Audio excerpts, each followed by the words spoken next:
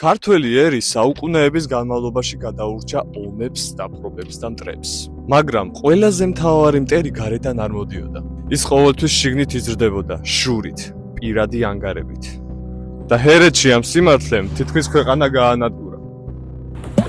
მე-18 საუკუნეში დავით აღმაშენებელმა საქართველო გააერთიანა და შექმნა სახელმწიფო, რომელიც კავკასიაში უდიდეს ძალად იქცა. საქართველოს გავლენა შავი ზღვიდან კასპიის ზღვამდე ვრცელდებოდა. მაგრამ როცა სახელმწიფო იზრდება, ძალაუფლების შენარჩუნება და ფინანსური წინსვლა ძალიან რთული ხდება.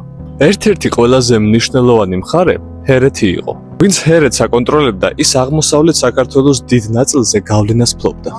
სწორედ აქ იწყება ბრძოლა ორ დიდ საგვარეულოს შორის. ერთ მხარეს იყვნენ ჰერეთის ბაგრატიონები, ძველი საგვარეულო, რომელიც აღმოსავლეთ ჰერეთს მართავდა. საინგილო, შაქი, გიში, ესენი მათი სამფლობელოები იყო. ისინი დამოუკიდებელი მეფეები იყვნენ, მანამ სანამ დავით აღმაშენებელმა 1017 წელს ჰერეთი საქართველოს არ შემოუერთა. მეორე მხარეს იდგნენ კოლონკელისეები, დასავლეთ ჰერეთის მმართველები, რომლებიც იყვნენ გამოცდილი სამხედრო პირები.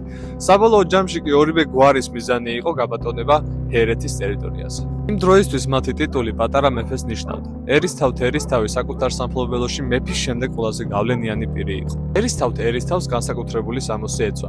მას ჰქონდა თავისი სარტყელი, დროშა, ბეჭედი და საბრძოლო ცხენი. სამეფო დარბაზობაზე კი მის უკან იდგა სპეციალურად შეიარაღებული პირი ფარითა და ხმლით. იმიტომ რომ შუა საუკუნეებში ძალაუფლება არა მხოლოდ ეკუთვნოდათ, არამედ აჩვენებდნენ კიდევაც.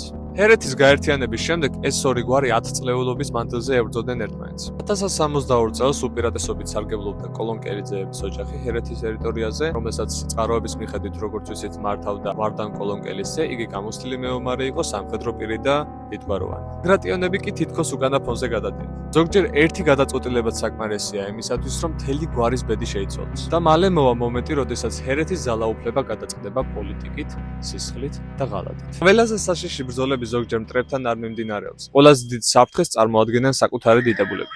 შემდეგ ეპიზოდში თქვენ გაიგებთ ისტორიას, რომელმაც ჰერეთის ბედი შეცვალა. ამასთან ერთად არ დაგავიწყდეთ ამ ვიდეოს დალაიქება და ჩვენი გვერდის გამოწერა.